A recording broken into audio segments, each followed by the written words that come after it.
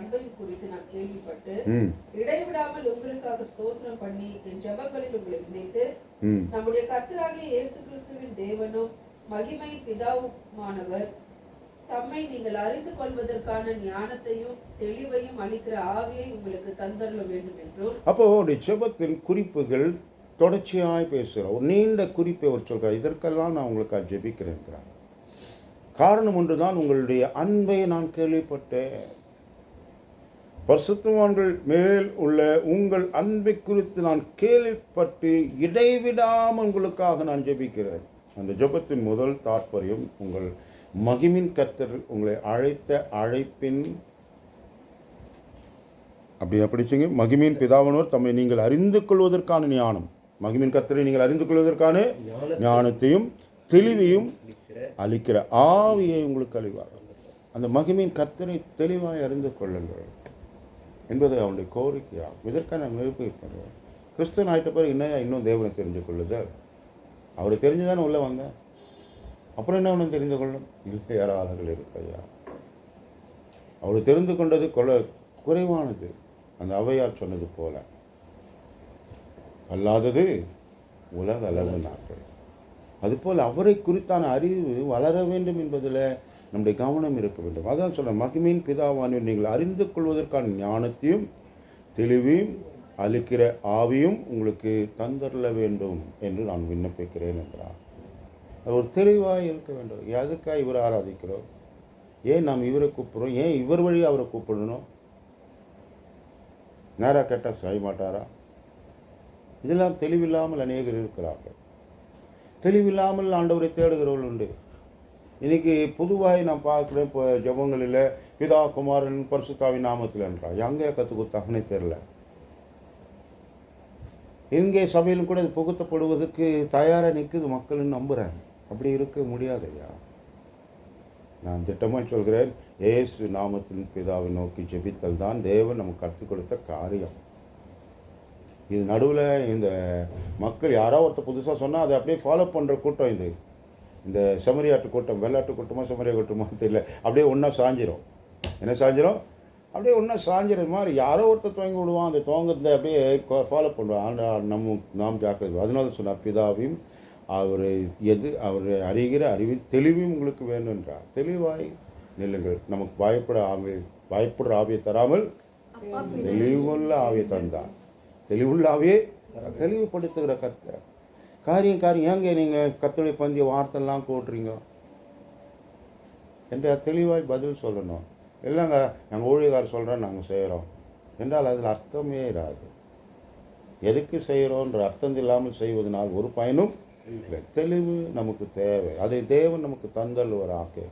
பவுல் கொரிந்தியருக்கு சொல்லுகிறார். பவுல் இதை எல்லா தேவ சபைக்கு சொல்கிறார். அவன் தன்னை குறித்து சொல்லும்போது பிலிப்பியர் சபையில் அவன் பேசுகிறான். பிலிப்பியர் 3ஆம் அதிகாரம் 9ஆம் 10ஆம் வாக்கியம். தேவ பிள்ளைகளை, நான் கிறிஸ்துவை ஆதாயப்படுத்திக் கொள்ளும்படி நியாயப்பிரமாணத்தினால் வருகிற சுயநீதியை உடையவனாகிறார்கள். கிறிஸ்துவை பற்றும் விசுவாசத்தினால் வருகிறதும் விசுவாசம் மூலமாய் தேவனால் உண்டாயிருக்கிறதுமான நீதியை உடையவனாய் இருந்து கிறிஸ்துவுக்குள் இருக்கிறவன் என்று காணப்படும் வரைக்கும். இப்போ கவனிகள், அறிஞர்காரன் சொல்கிறார், 8ஆம் வாக்கியம் என்று நம்புகிறேன். 8ஆம் வாக்கியம் சேர்த்து வாசித்துக் கொள்ளுங்கள். அது மாத்திரமல்ல, கர்த்தராகிய இயேசு கிறிஸ்து அறிகிற அறிவின் மேன்மைக்காக கிறிஸ்து நஷ்டம் என்று எண்ணிக்கொண்டிருக்கிறேன். கீழே தான் அவர் சொல்லுகிறார், அவருடைய நான் கிறிஸ்துக்குள் இருக்கிறேன் என்று காணுவதற்காக எல்லாவற்றையும் குப்பையும் அற்பமும் குப்பையுமா எண்ணினேன் என்றார். கிறிஸ்துக்குள் இருக்கிறேன் என்று காணணும் நான் என்பதுக்காக அவர் கீழே போடுறார். முன்னால் அவர் சொல்லும்போது சொன்னார் 8ஆம் வாக்கியத்தில், கிறிஸ்துவை அறிகிற அறிவின் மேன்மைக்காக எல்லாவற்றையும் நஷ்டம் என்று விட்டார். அப்போது அந்த அறிகிற அறிவு நமக்கு வளரணும். அந்த சமாரிய ஸ்திரீயுடைய ஜீவியத்தில், நீர் யூதனாக இருக்க என்னிடத்தில் தண்ணீர் கேட்கலாமண்ணா. அவரை பார்க்கும்போது அவர் யூதன் நல்லா தெரிஞ்சுட்டார். அவருடைய ட்ரெஸ்ஸு, அவருடைய நடவடிக்கை, அவருடைய வார்த்தை. இவர் சமாரியர் அல்ல, இவர் சமாரியர் சார்ந்தவர் அல்ல. யூதர்கள் சமாரியத்தில் பொதுவாக உதவி கேட்க மாட்டா, அதுவும் பெண்மணிக்கிட்ட கேட்க மாட்டாங்க. அப்படி இருக்க என்கிட்ட நீங்கள் கேட்குறீங்களே, உங்களுக்கு என்ன வந்துச்சு திடீர்னு? அப்படின்னா பெரிய தாகம் உங்களுக்கு. வெக்கம் படாமல் இல்லை, ரோஷம் இல்லாமல் கேட்குறீங்களா என்பது போல் தான் என்னுடைய கேள்வி இருந்தது. அடுத்த போல் அவள் பேசுகிறார். அப்பா, நான் கேட்குற இன்னார் என்று இருந்தால் நீ அவரிடத்திலே கேட்டிருப்பாயம்மா, நான் அறிகிறேன். உடனே அவர் சொல்ல, உங்ககிட்ட மொண்டுக்குள்ளே பாத்திரம் கிடையாது, அப்புறம் என்ன நீங்கள் தரல இல்லை. உடனே அவர் சொல்கிறாரு, நான் கொடுக்கும் தண்ணீர் ஒரு காலமும் உனக்கு தாகம் விடாது.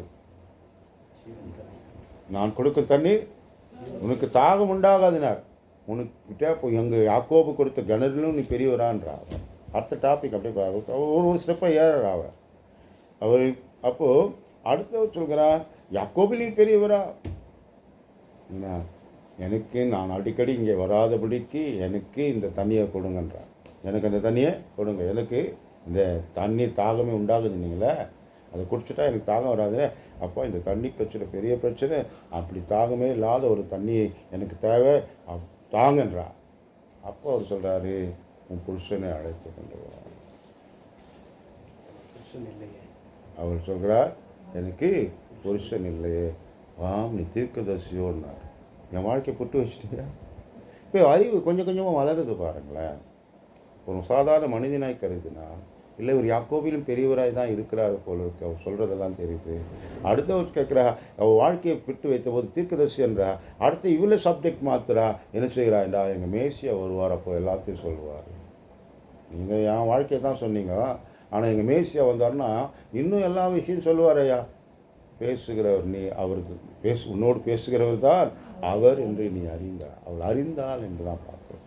அப்போ இந்த அறிவு வளர வேண்டும் என்று தேவன் விரும்புகிறார். ஏதோ ஒரு குறிப்பிட்ட இடத்தில் நின்றுவிட வேண்டாம். அறிந்தாயிற்று ஒருவன் அறிந்து கொள்ளேன் என்று எண்ணினானால் அவன் அறியப்பட வேண்டிய பிரகாரமாய் ஒன்றையும் இன்னும் அறியவில்லை. இதுதான் வேதம் நமக்கு சொல்கிறது. அப்போ இங்கே ஜெபிக்கிறார் பவுல். இந்த வேசியருக்காக ஜெபிக்கிற ஜெபத்தில் தேவனை அறிகிற அறிவும் இந்த தெளிவை அளிக்கிற ஆவியும் கர்த்தர் உங்களுக்கு அருள வேண்டும் என்று நான் ஜெபிக்கிறேன். தொடர்ந்து தாம் தம்மை அழைத்ததினாலே 2 அழைத்ததினாலே நமக்கு உண்டாயிருக்கிற நம்பிக்கை என்னது என்றும். ஆமாம், 2வது சொல்கிறார், அழைப்பினால் உண்டான நம்பிக்கை. எதுக்காக அழைச்சாரு, எதுக்கு ஓடி நிற்கிற தெரியல. பவுல் சொல்கிறார், என்னை அழைத்தவர் அழைத்ததை பிடித்து கொள்ள வேண்டும். எனக்காக அழைத்தாரோ அதை நான் பிடித்துக்கணும்னு. அப்போ அவனுக்கென்று ஒரு தனிப்பட்ட நோக்கம் இருக்குது. எல்லாருக்குமான ஒரு நோக்கம் ஒன்றாக இருக்கலாம், நித்தியம். ஆனால் உங்களுக்கென்று தனிப்பட்ட ஒரு பொறுப்பு இருக்குன்னு நான் அநேக முறை சொல்லியிருக்கிறேன். God has given such a responsibility to fulfill your life, to do that. அது உங்களுடைய பொறுப்பு. நீங்கள் எந்த விதத்தில் தட்டி கழிக்கவே முடியாது. அதை நீங்கள் நிறைவேற்ற வேண்டிய கடனாளிகளாக இருக்கிறீர்கள். எனக்கே தெரியாது நான் நெய்வேலிக்கு போவேன். ஆனால் போனது காரணம் ஒன்று தான். என்னை இந்த வாரத்தில் அவங்க வர சொன்னாங்க. ஐயா, புத்தாண்டில் நாங்கள் அதுக்கப்புறம் வந்துட்டோமா, எங்களுக்கு வழியே இல்லை, நீங்கள் இந்த 5லேருந்து 12க்குள்ளே எப்படியாவது வந்துடுங்க. 5 to 12 பார்த்தா எனக்கு ஷெடியூல்ஸாக இருக்கா இல்லை எனக்கு தெரியாது. ஆனால் கேப்பு ஒரு நாள் இருந்தால் தான் 2-3 குடும்பங்களையும் பார்க்க முடியும், அவங்களுக்கும் கொஞ்சம் அதிகமாக சத்தியம் சொல்ல முடியும் என்று நினைத்த போது எனக்கே தெரியல. நான் காலையில் 4 மணிக்கெலாம் பஸ்ஸை பிடிக்கலான்னு நினச்சேன். ஆனால் அந்த ஆலோசனையோடு போய் சேர்ந்தேன் வச்சுங்களேன். நேற்று, அதாவது அடுத்த நாள் காலை உபவாச ஜபம் அநேகர் வந்தாங்க. நான் சொன்னேன், இப்போ தான் அவங்களுக்கும் தெரிஞ்சிருக்கும் தொலைபேசினா எவ்வளோ பிரச்சனையாக இருக்குது, அவங்க கேட்க மாட்டேங்குது. நானும் அதுதான் சொன்னேன், நீங்கள் இங்கே தனியாக ஜபம் பண்ணுங்கய்யா, நம்ம வேணால் செய்தி நேரத்தில் ஒண்டி ஃபோனை ஆன் பண்ணிங்க, செய்தியை கேட்டுங்க. அங்கே இருக்கிறவங்களுக்கு நான் எத்தனையோ முறை சொல்லிட்டேன், தெரிஞ்சு நீங்கள் அங்கே இவங்க யார் ஜெபம் போகிறான்னு நீங்களாம் கவலைப்பட வேண்டாம், நீங்கள் சேர்ந்துங்களா ஜெபம் பண்ணுங்க. ஜெபம் பண்ண தான் கூடியிருக்கிறோம். அதனால் ஜெபம் பண்ணினே இருங்க. நமக்கு ஒரு நேரம் வரும், எல்லோரும் ஜெபம் பண்ணிட்டாங்க, அப்புறம் பைபிள் படிப்போம்ல, அப்போ ஒன்று சேருங்க, அதில் பிரச்சனை வராது என்று சொல்லிவிட்டு வந்தேன். சரி, கவனிப்போம். அந்த சபையார் கொடைப்பிடிக்க போகிறாங்களா இல்லையா என்பது நமக்கு தெரியாது. ஆனால் நாம் இந்த தொலைபேசியில் அவர்கள் கலந்து கொள்கிறாண்டா அவங்க எவ்வளோ சிரமப்படுகிறார் என்பது இங்கே இருக்கிறவங்களுக்கு இப்போ புரியுது, அங்கே இருக்கிறவங்களுக்கும் அப்போ தான் புரியுது. இவ்வளோ பிரச்சனை இல்லை. ஒன்றும் தொலைபேசி நீங்கள் சொல்கிறீங்க, எங்களுக்கு கேட்கறது இல்லை, அவங்க கேட்கல. ஆமாம், அது நடந்த நிகழ்வுகள் நமக்கு தெரியும். ஆனால் நான் இப்போது சொல்ல வந்தது என்னென்றால், தேவ பிள்ளைங்களை பொறுப்பு எனக்கு இருக்குது. எந்த சபைக்கும் சத்தியம் வேணும், அங்கே இருக்கவங்களும் இந்த சத்தியத்தை விரும்புகிறா, அவங்களுக்கு ஒரு கூட்டம் வேணும், மாதத்தில் ஒரு கூட்டம் வேணும், எங்களுக்கு நீங்கள் சொல்லணும். ஆனால் 1ஆம் தேதியே நீங்கள் வருவீங்க, நாங்கள் எதிர்பார்க்கவே இல்லை, ரொம்ப மகிழ்ச்சி. நாங்கள் அந்த மகிழ்ச்சி என்ன கிடையாது இல்லை, அது உங்களுடைய ஆண்டவருடையது. கர்த்தர் பிள்ளைகளை மறந்து போக வேண்டாம். நான் சொல்ல வந்த காரியம், அழைத்த பொறுப்பை நிறைவேற்ற வேண்டும். எப்படியாவது மக்களுக்கு நன்மை செய்யும், சத்தியம் சொல்லணும், அதுதான் என்னுடைய ஆசை. ஆதங்கம் அதுதான். அவர்களுக்கான அந்த சபையை ஸ்திரப்படுத்தணும், அவர்கள் பலப்படணும், அவர்கள் இன்னும் வளரணும். அவர்கள் மேலோட்டமாய் சிலர் நிற்கிறதை கேள்விப்படும் போது நீங்கள் வந்தாதான் என்று அந்த நிலைப்பாட்டில் அவங்க இருக்கும் பொழுது நான் போய் தான் ஆக வேண்டிய கட்டாயத்தில் இருக்கிறேன் என்பதை புரிந்து கொள்கிறேன். ஆனால் ஒன்று சொல்கிறேன், உங்களை அழைத்த அழைப்பை விட்டு விடுவார்கள். ஸ்திரப்படுவதற்காக உன்னை நான் ஏற்படுத்தியிருக்கிறேன். நீ அநேகரை ஸ்திரப்படுத்த நான் பேதுருவை பார்த்து உன்னை அதுக்காக தான் பொறுப்பேற்றுக்கிறேன். உனக்கு வர பிரச்சனையை பற்றினுக்காத சுலகினால் கோதுமை புடைக்கிறது போல சாத்தவனே புடைப்பான். ஐயா என் பிரச்சனையே பெருசாக இருக்குது, மற்றவங்களுக்கு வந்து ஆறுதல் சொல்கிறதா எனக்கு முடியாது, அவ்வளோ பிரச்சனை என்று பேதுருவுக்கும் சொல்லலாம், நானும் சொல்லிக்கொள்ளலாம். ஆனால் அதை தூக்கி போட்டுவிட்டு ஒதுக்குவாங்க. தேவ பிள்ளைகளை, தேவன் நம்மை அழைத்த அழைப்பை உறுதிப்படுத்தினாரனால் அதை உண்மையாய் செய்யுங்கள், செய்து நிறைவேற்றுங்கள். உங்களுக்கான அழைப்பு தேவ சித்தம் செய்தல், அதன் பணி உங்களுக்கென்று ஒரு பொறுப்பு இருக்கிறது. அதை நிறைவேற்றும் தேவ பிள்ளைகளாக நில்லுங்கள். தொடர்வோம். இங்கே காணுங்கள், அழைத்த அழைப்பின் நம்பிக்கை, அழைத்த அழைப்பின் நம்பிக்கை. அப்போது எபிரேயர் நிருபம் 6:18 கூட அதே வார்த்தை தான் பேசப்படுகிறது. வாசிங்கள், எபிரேயர் 6:18. தேவ பிள்ளைகளை, Hebrews chapter 6:18. தேவ பிள்ளைகளாகி நாம் நமது வாழ்வில் நமக்கு முன் வைக்கப்பட்ட நமக்கு முன் வைக்கப்பட்ட நம்பிக்கையை பற்றுகள். அப்போ அழைத்த அழைப்பு, இந்த நம்பிக்கை காட்டி தான் அழைச்சார். வா அப்புறம் கூப்பிட்றேன், என்ன வந்த பிறகு சொல்கிறேன். எதுக்கே கூப்பிட்றீங்க? வந்த பிறகு சொல்கிறேன், நீ முதல்ல வா நீ சொல்லுவோம்ல. அப்படி இல்லை, ஆண்டவர் சொல்கிறேன், இதுதான்ப்பா இந்த நம்பிக்கை தான் முன்ன வச்சேன், இதற்கே நீ வர்றேன்னா ஆசைப்படுறேன், உன்னை இதுக்கு தான் அழைச்சேன் என்று நமக்கு முன் வைக்கப்பட்ட நம்பிக்கையை பற்றி கொள்ளும்படி அடைக்கலமாய் ஓடி வந்த நமக்கு எவ்வளோ வேணும்? பொய்யுரையா தேவன் இரண்டு மாறாத விசேஷங்களால் நிறைந்த ஆறுதலை உண்டாக்கும்படிக்கு எவ்வளவு வேணும் பொய்யுரையாத தேவன் அப்படி செய்தார். எப்படி செய்தாரா? அவரை தேடி வந்து நம்பி ஏமாந்துட்டேன் சொல்லாத அளவில் நிறைந்த ஆறுதலை உண்டாக்குற அளவில் தான் நம்ம அழைத்தார். வா, உனக்கு இதெல்லாம் இருக்குது, அந்த நம்பிக்கையை வச்சுன்னா வா. என்கிட்ட படிப்பு இல்லை, பதவி இல்லை, பணம் இல்லை, இதெல்லாம் நான் கேட்கலை. நான் கேட்டதெல்லாம் வந்து நான் உனக்கு வைத்து முன்ன நம்பிக்கை, அதை பற்றி கொள்ள அடைக்கலமாக ஓடி வந்தால் அவர் நம்ம சேர்த்து கொள்வது மாத்திரமல்ல, அவர் என்ன செய்யறால் 2 மாறாத விசேஷங்கள். இதுக்கு நாம் அநேக முறை படித்திருக்கிறோம். மீண்டும் அங்கே நான் போக சப்ஜெக்ட் நான் எடுக்கலை. நீங்கள் திரும்பி வாருங்கள். அந்த 2 மாறாத விஷயம் என்னென்பதை உங்களுக்கு அநேக முறை சொல்லியிருக்கிறேன், நம்புகிறேன். அவர் விதமாய் மாறதி இருக்குமானால் புதன்கிழமையில் கேள்விங்க, அப்போது நான் நிச்சயமாக விளக்குகிறேன். இப்போ விளக்க நான் வரல. ஆனால் ஒன்று உங்களுக்கு சொல்கிறேன், கர்த்தருடைய பிள்ளைகளை, அழைத்த அழைப்பின் நம்பிக்கை 3. பரிசுத்தவானிடத்தில் நமக்கு உண்டாயிருக்கிற சுதந்திரனுடைய மகிமையின் ஐஸ்வர்யம் என்னதென்று. இந்த 3 பாயிண்ட் அவர் ரொம்ப முக்கியப்படுத்துகிறார். கீழே வரப்போகிறார். அவரை ஏதோ நிறுத்தலை. ஒரு ஜபம், பவுலுடைய பெரிய நீண்ட ஜபம். இதில் வீடு கட்டி தாயா, அவனுக்கு சுகத்தை தாயா, அவளுக்கு அப்போ செல்வம் தாயா, இதெல்லாம் அவருடைய கோரிக்கையாகவே இல்லை. இதெல்லாம் சில்லற காசுங்க. முக்கியமானதை பெற்றுத்து கொண்டால் போதும் என்பது பவுலுக்கு நன்றாய் தெரியும், தேவ சபைக்கு தெரிகிறது. அதை தான் அவர்கள் பிடிக்கிறார்கள், அதை தான் அவர் நோக்கி பயணிக்கிறார், அதை தான் வலியுறுத்துகிறார். பரிசுத்தவானுடைய சுதந்திரம், பரிசுத்தவானுக்கு தமக்கு உண்டாயிருக்கிற சுதந்திரத்தின் மகிமையின் ஐஸ்வர்யம். பிளாங்க் செக்கை கொடுத்தாங்க. அவன் சொன்னால் அந்த செக்கின் மதிப்பை தெரியல அவனுக்கு. சைனை போட்டிருக்கிறாரு, டேட்டையும் போட்டிருக்கிறாரு. அதுக்கப்புறம் என்ன பிளாங்க் செக்? அது இல்லை தான் இருக்குது எல்லாமே. உனக்கு எவ்வளவும் அவ்வளவும் ஃபில்லப் பண்ணு. டேட்டு தப்பாக போட்டிருந்தா கூட பிரச்சனையாக இருக்கும். டேட்டு கரெக்டாக இருக்கையா, சைனும் கரெக்டாக இருக்கு. பிளாங்காக கொடுத்தாருன்னா பிளாங்க் என்ன? பரிசுத்தோட சுதந்திரம் என்பது சாதாரணமாக அல்ல. அதனுடைய மகிமையின் ஐஸ்வர்யம் என்ன என்பதை எவ்வளவு தேவையோ அவ்வளவு நீங்கள் அப்பப்போவே பெற்றுக்கொள்ளலாம். எடுத்து தேவ பிள்ளைகள் அந்த அளவில் தான் அந்த சுதந்திரத்துக்கு உங்களை அழைத்திருக்கிறார். ஒன்றுமே இல்லாத இடத்துக்கு அல்ல அழைத்தது. ஒன்றுமே தரமாட்டேன், இந்த உலகில் பஞ்சபதேசியாக தான் நீ இருக்கணும் கடைசி வரைக்கும் என்பது அல்ல அவருடைய சத்தியம். அதனால் நான் அநேக முறை சொல்லியிருக்கேன், இந்த பஞ்சபரதேசி என்பது அல்ல, இந்த உலகம் தனக்கு பாடுதாயா என்ற அர்த்தத்தோடு மனதில் எழுதாதீங்க. இதெல்லாம் ஒரு நாள் கடந்து போகும். மகிழ்ச்சி வாக்களிக்கப்பட்டிருக்கிறது, மன நிம்மதி வாக்களிக்கப்பட்டிருக்கிறது, சந்தோஷம் வாக்களிக்கப்பட்டிருக்கிறது, ஐஸ்வர்யமும் வாக்களிக்கப்பட்டிருக்கிறது. ஐஸ்வர்யம் என்று சொல்லும்போது பணம் தான் என்று ஐஸ்வர்யம் என்றால் நாம் என்றும் உலகத்தொட்டு வேர்பிரிக்கப்படவில்லை என்பது நிஜமாகும். ஐஸ்வர்யம் வந்து பணம் இல்லைங்க. பணம் வைத்திருக்கிறவனுக்கு நான் அன்னைக்குள்ள சொன்னேன், இந்த அம்பானி கேளுங்க, அதானி போய் கேட்டு பாருங்க, இன்னும் ஒரு 10 கோடி அதில் ஒன்று வாங்கணுங்க, அது கொஞ்சம் ப்ராஜெக்ட் இன்னும் வரல கைக்கு, ரொம்ப தலைவலிக்குது. அவனுக்கு அது பிரச்சனை இருக்காங்க, நீங்கள் நினைக்கிற அவனுக்கு பிரச்சனையே இல்லைன்று. அவர்கள் ஒருவரும் திருப்தியாக இல்லைங்க இந்த உலகில். நீங்கள் திருப்தியாக இருங்கள், என் தேவன் மகிமையின் ஐஸ்வர்யமானவர். அதான் சொன்னார் பவுல் பிலிப்பியரோடு சொல்லும்போது இந்த வார்த்தையை பயன்படுத்துகிறார். வேறொரு வார்த்தையை அவர் பயன்படுத்துவார். 4:19 நமக்கு தெரியும். மை காட், என் தேவன் மகிமையின் கர்த்தர். வாசிங்க. என் தேவன் தம்முடைய ஐஸ்வர்யத்தின்படி உங்கள் குறைவை எல்லாம் கிறிஸ்து இயேசுவுக்குள் மகிமையிலே நிறைவாக்குவார். மகிமையில நிறைவாக்குவார். இதுதான் நம்ம மகிமையில தாங்க நிறைவாகும், இங்கெல்லாம் பரதேசியாக தான் இருக்கணும்ன்றா. இல்லைப்பா, in English, according to riches in His glory.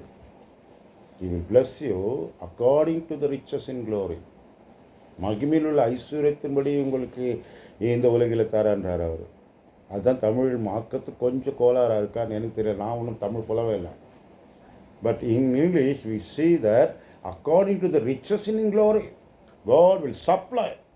My God will supply all your needs according to the riches in glory.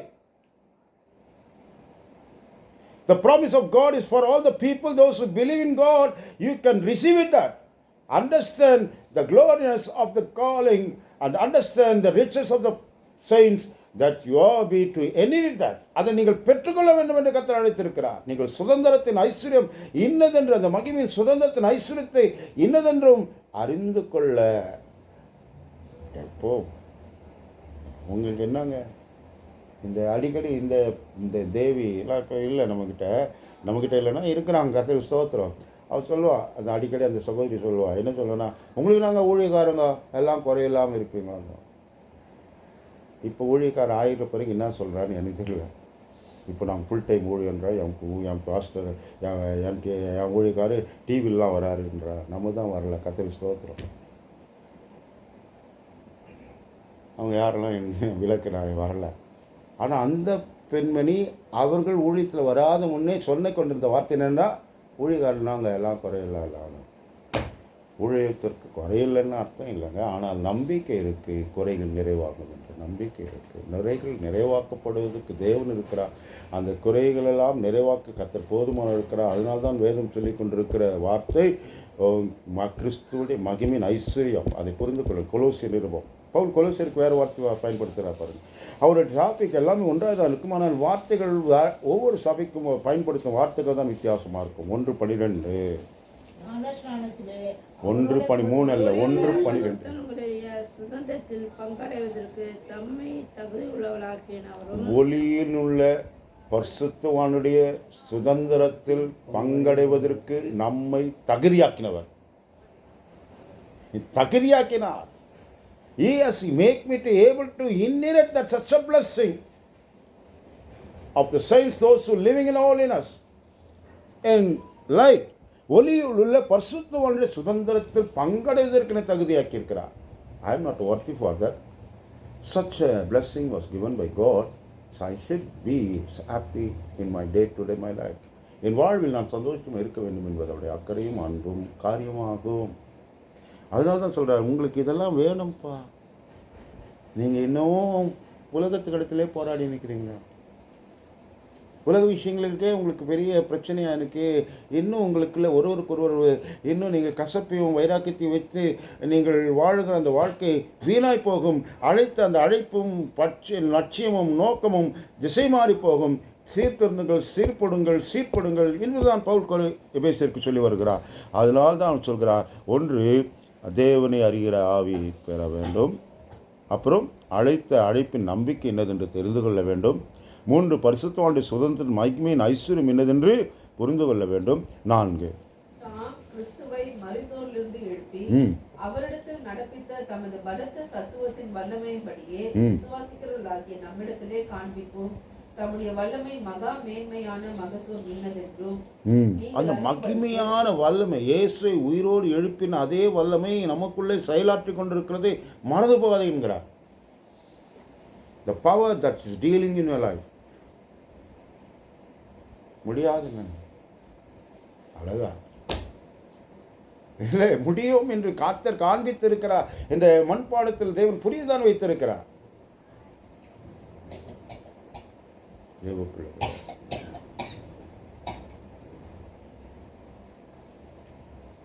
குடும்பங்களில் நாம் நினைவில் வைப்போமாக்கி இயேசு கிறிஸ்து எழுப்பின அந்த வல்லமை உங்களில் வெளிப்படுத்தி கொண்டிருக்கிறார். அந்த வல்லமை இன்னதென்று உங்களுக்கு புரியல. அபாயம் தொடாதன்னு பாடுறீங்க, ஆனால் அது அவ்வளோ பவர்ன்னு உங்களுக்கு தெரியல. தொட்டினா கருகிடுவேன். நம்ம பிள்ளைங்க செல்ஃபோனில் பிளாட்ஃபார்மில் எடுத்துன்னு போயிட்டு செல்ஃபி எடுத்துன்னு பானுங்க. தெரியல அவங்களுக்கு என்னான்னு. ஒருவேளை ஃப்ளாஷ் செல்ஃபோன்லேருந்து வந்துச்சுன்னா அவன் காலி. ஃப்ளாஷ் இல்லாத கேமரானா தப்பிச்ச. ஃப்ளாஷ் இருந்துச்சின்னு வச்சுக்க, நீ செத்துட்ட. அதுதான் உண்மை. அவனுக்கு தெரியல, விளையாட்டாக எடுக்கிறான். அந்த 2500 பவருடைய எலக்ட்ரிசிட்டி உன் செல்ஃபோனுக்கு வழியாக உன்னை கருக வச்சிடும். நீ செத்துக்கிறான். நிறைய பேர் கேட்டும் புரியாதவர்கள், தெரிந்தும் தெரியாதவர்கள் இருந்து அந்த கிறிஸ்துவின் வல்லமை பற்றி இங்கே பேசுகிறார். அந்த வல்லமை உங்களுக்கு எல்லாம் செய்து முடிக்க நம்ப பாடுறார்.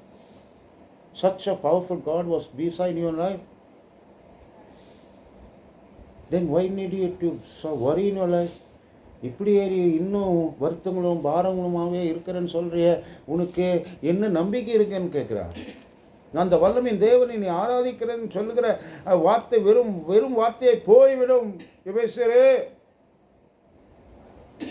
அவருடைய வல்லமை என்னதென்று நீங்கள் அறிந்து கொள்ள வேண்டும். ஜஸ்ட் அண்டர்ஸ்டாண்ட் சட் பவர்ஃபுல். இல்லாதது இருக்கிறது செய்கிற வல்லவரே அவர். நீ சொல்வ இல்லைன்ட்டு, அவர் சொல்கிற இருக்குதுன்னா அவருக்கு இருக்குது தான். அவர் இருக்கிறதாக்குவார், இருக்கிறதாக மாற்றுவார். அவர் செய்திருக்கிறார், இன்னும் செய்வார். நம்பும். அவருடைய வல்லமையை புரிந்து கொள்ளுங்கள்.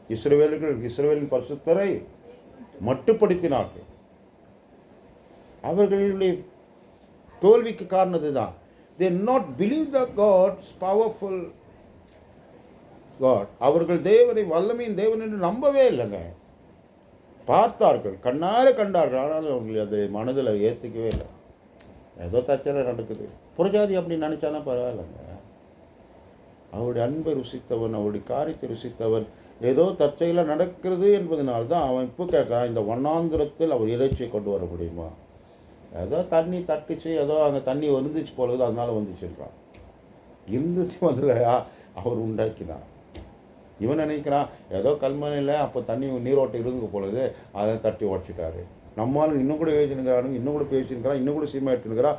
அது சிவந்த சமுத்திரம், அது ஒன்றும் பெருசாக நதியில், அது என்னது இல்லை, அது சமுத்திரம் மாதிரிலாம் இல்லை, அது வெறும் நீரோட்டம், அது அப்பப்போ பிரிஞ்சுன்றான். இது வேறு டிஸ்கவரியில் போட்டுன்னு தான் இருக்கிறான்.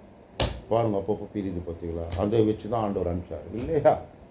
அவர் கடலாக இருக்கும்போது தான் பிரித்தார். நீ காண்பிக்கிற இந்த நிகழ்வு இல்லை, அது ஒரு இடத்துல மாத்திரம் கொஞ்சம் பிரியுது, உண்மைதான். அது எல்லா இடமும் இல்லை. சமுத்திரம் ரதம் முழுகும் அளவில் இருக்கிறது. நீ சொல்கிறது கால் நனையாத தண்ணி பிரியுதுன்னா நீ காண்பிக்கிற அது அப்படி இயற்கையாக நடந்த நிகழ்வை வச்சு அவர் செய்யலை. அவர் தான் வல்லவர் என்பதை எகிப்தியர் என்று புரிந்து கொண்டார்கள். எகிப்தின் சேனை புரிந்து கொண்டது, உலகம் அதை புரிந்து கொண்டது. அதனால் வல்லமையை பற்றி இந்த மாதத்தின் பத்திரிகையில் எழுதப்பட்டிருக்கிறது. நீங்கள் அதை வாசித்தால் நிச்சயம் புரியுவீர்கள் நம்புகிறேன். தேவ வல்லமையை பாடி புகழ்வேன் என்று பக்தன் இந்த காலையில் நாம் பாடித்தோமே, அது போல அவருடைய வல்லமையை நாம் பாடுகிறோம். அவருடைய வல்லமையை கருத்தை நாம் புரிந்து கொள்வோம். வாசிங்கள், எபேசியர் நிருபம், மணிகள் எபேசியர் அல்ல, ரோமன் நிருபம் 8ஆம் அதிகாரம் 11ஆம் வசனம். Roman chapter 8 verses 11. தேவ பிள்ளைகளே, அன்றியும் இயேசுவை மரித்தோரிலிருந்து எழுப்பினவருடைய வல்லமை உங்களில் வாசமாயிருந்தார். கிறிஸ்துவை மரித்தோரிலிருந்து எழுப்பினவர் உங்களில் வாசமாயிருக்கிற தம்முடைய ஆவியினாலே சாவுக்கு ஏதுவான உங்கள் சரீரையும் அந்த வல்லமதை உங்களுக்குள்ளே இருக்கு. எப்படி எழுப்புவார், எப்படி மாறுவேன், நான் எப்படி மாறிடும், இதெல்லாம் கேட்டுன்னு உட்காந்துருக்காதுப்பா. மாற்றுகிற அந்த வல்லமையின் தேவன் இயேசுவை மருத்துவலிருந்து எழுப்பின இயேசுவின் ஆவி, அவர் எழுப்பினுடைய ஆவி உங்களில் வாசமாக இருந்தார். அதுதான் இங்கே சொல்கிறார். அந்த ஆவி, அந்த வல்லமையின் தேவன் உங்களுக்குள் இருக்கிறார். அவர் உங்களுக்குள் இந்த வல்லமையாக கிரியை நடப்பிக்க விரும்புகிறார். நீங்கள் தடை செய்யாதீங்க. 2500 வாட் கரண்ட்டு அந்த போஸ்ட்டுக்கு வராத தடை செய்யுது ஒன்றே ஒன்று தான். என்னது? அந்த பீங்கா 7ஆம் கிளாஸ் படித்தோன்னு நாங்கள் மிஸ்ஸு கேட்டாங்க. அப்புறம்தான் இந்த மண்டைக்கு ஏறிச்சு. Good conductor of electricity, bad conductor of electricity. Give me some example. Bad conductor of electricity என்பது என்னவென்றால் அந்த மின்சாரத்தை கடத்தாதது. அது என்னவென்றால் பீங்கா. அன்றைக்கி தெரியாது, சொல்லலை. இதுதான் நான் புரிஞ்சிச்சு, அப்போ காலம் புரிஞ்சிச்சு. அப்போ புரிஞ்சிருந்தா 2 மார்க் எக்ஸ்ட்ரா கூட வாங்கியிருக்கலாம். கர்த்தருக்கு ஸ்தோத்திரம். வாங்கியிருந்தால் எங்கேயோ கந்திருப்பான். வாங்காதனால நல்லதாக போச்சுன்னு நம்புகிறேன். ஆண்டோட பிள்ளைகளை மறந்துட வேண்டாம். ஆனால் ஒன்று உங்களுக்கு தெரியும், குட் கண்டக்டர், பேட் கண்டக்டர். இந்த பீங்கா தான் அதை தடுத்து இந்த போஸ்ட்டுக்கு வராமல் நிறுத்துது. அவ்வளோ வல்லமையான கரண்ட்டு தான். அதுபோல் தான் நம்முடைய அவிசுவாசம், பாவம், அவநம்பிக்கை, நம்முடைய கீழ்ப்படியாமை என்ற அந்த பீங்கான் அந்த தேவ வல்லமையை நமக்குள்ளே செயலாற்றாதபடி தடை செய்யும் என்பதை மறந்துடாது. அவர் வல்லமை தான். ஆனால் அந்த வல்லமையின் தேவனுடைய கிரியையை நமக்குள்ளே வராதபடிக்கு, கிரியை செய்யாதபடிக்கு இந்த சின்ன பீங்கான்கள் போதும் தடை செய்யறதுக்கு. அதனால தான் சொல்கிறார், அதை அறிந்து புரிந்து கொள்ளுங்கள். இந்த நாளிலேயாவது நான் முடிச்சிடுமானா முடிப்போம், எனக்கு தெரியல. அப்போது நம்ம அவ்வளோ தூரம் வந்திருக்கிறோம். வாசிக்கலாம். எல்லா துரைத்தனத்துக்கும் அதிகாரத்துக்கும் வல்லமைக்கும் கர்த்தத்துவத்துக்கும் இம்மை மாத்திரமல்ல மறுமையிலும் பேர் பெற்றிருக்கும் எல்லா நாமத்துக்கும் மேலாய் அவர் உயர்ந்திருக்கத்தக்கதாக அவரை உன்னதங்களில் தம்முடைய வலது பாசத்தில் உட்காரும்படி செய்து, அப்போ வாசிங்கள், எல்லாவற்றையும் அவருடைய பாதங்களுக்கு கீழ்ப்படுத்தி எல்லாவற்றையும் எல்லாவற்றாலும் நிரப்புகிறவருடைய நிறைவாகிய சரீரமான சபைக்கு அவரை எல்லாவற்றிற்கும் மேலான தலையாக தந்தறினார். நீங்கள் கிறிஸ்து என்ற தேவனை ஆராதிக்கிற அவர் ஒரு சாதாரணமானவர் அல்ல என்பதை மீண்டும் புரிந்து கொள்ளுங்கள் என்கிறார். யூதன் சொல்லிட்டேன், அவனுக்கு புரியல. ஒரு காலத்தில் நானும் அப்படி தான் சொல்லியிருந்தேன். கிறிஸ்து என்பவர் ஒரு சாதாரணமானவராக தான் நானும் கருதி கொண்டிருந்தேன். அவர் அப்படிப்பட்டவர் அல்ல. அதுதான் சொல்கிறார், அவர் துரைத்தனத்தையும் அதிகாரத்துக்கும் வல்லமைக்கும் கத்துவத்துக்கும் இம்மையில் மாத்திரமல்ல மறுமையின் பேர் பெற்றிருக்க எல்லா நாமத்திற்கும் மேலாக உயரத்தக்கதாக அவர் அவரை உன்னதங்களில் தம்முடைய வலது பார்த்தில் உட்காரும்படி செய்தார். அந்த அளவில் அவர் பெரியவரையா? யார் போய் உட்கார முடியும்? அவர் பிதாவின் வலது பாரத்தில் அவர் உட்கார்ந்து இருக்கிறார்.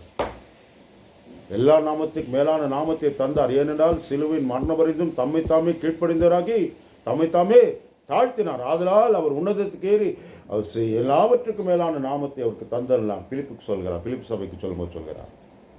அந்த தேவன் தான் நீங்கள் ஆராதிக்கும் தேவன், நம்முடைய இரட்சகர்.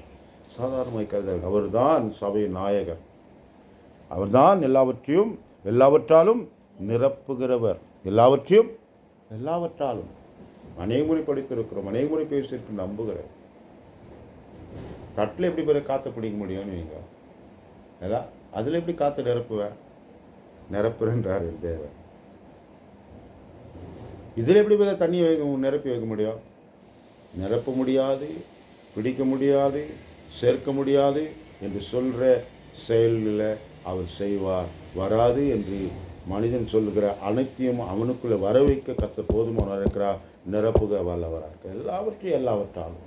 சில தாங்க உங்களுக்கெல்லாம் வரும், இதெல்லாம் வராது, உங்களுக்கு கஷ்டப்படாது, பிடிக்காது. இல்லை, வருவேன் தேவனுக்காக செயலாற்றுக்காக. இந்த வார்த்தை நான் படிக்கும்போதெல்லாம் நான் உங்களோட சொல்லியிருப்பேன் நம்புகிறேன். என் டிரான்ஸ்லேட்டர் மார்ஷல் என்ற ஒரு மனிதன் தான், அவன் நாகாலாந்து பையன், எனக்கு ஹிந்தி டிரான்ஸ்லேட்டராக இருந்தான். What you are doing sir? நான் ஸ்டடிங் க்ரீக் மேன். க்ரீக் படிச்சிருக்கிறேன். As like you got Hindi and Telugu, you can not get க்ரீக்ன்றான். இன்னைக்கு நான் பார்த்துக்கிறேன், தெலுங்கு பேச ஆரம்பிச்சிட்டேன், தெலுங்கு பேசுகிறேன், நான் பார்த்தேன்.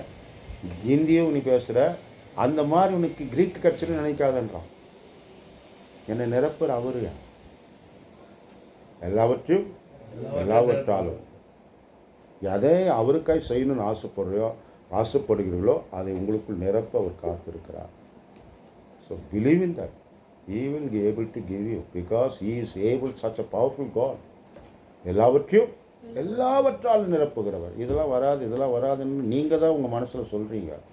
ஒரு காலத்து என் மனசில் எழுதி வச்சிருந்தேகள். அதில் எடுத்து போடு. என் பையன்கிட்ட தான் சொல்ல முடியாதில்லை, முடியும், நீ நம்பணும், பைபிளை பிடி, இதெல்லாம் பிடி, அது நிரப்ப அவர் வல்லவர். அதெல்லாம் வருமா, முடியுமா, அதெல்லாம் செய்ய முடியுமா, அதெல்லாம் நீ கேட்டனுக்கு தேவையில்லை. செய்ய வைக்க காத்திருக்கிற தேவனை நம்பினா போதும், அவர் செய்ய வைப்பாங்க. Just believe god, that's all. எல்லாவற்றாலும் நிரப்புகிற நிறைவான சபை. சபை என்பது நிறைவுபடுத்துகிற இடம். இங்கே வந்து நம்ம குறையாக போக வேண்டிய அவசியம் இல்லை. எதுவாக இருக்கட்டும் உங்களை நிறைவாக்கி அனுப்புகிற ஒரு இடம்தான் தேவ சபை. அதனால் நம்புங்கள், நிறைவாக்கும் இடத்தில் தான் வருகிறோம். நிறைவாக்கி போவா, நிறைவாக்குவா, நம்புவோம். அவர் தான் தலையாக இருக்கிறார். அந்த தலை நிறைவாக இருப்பதனால தான் சீராக இருக்கும். இந்த தலை நிறைவாக இருப்பதனால தான் நம்முடைய அவைகள்லாம் சீராக செயலாகுது. அதுபோல் நம்முடைய தலையாக கிறிஸ்து நமக்கு நிறைவானவராக இருக்கிறார். அதனால் நம்புவோம், செயலாக்குவோம். கர்த்தர் வார்த்தை ஆசீர்வதிப்பார்.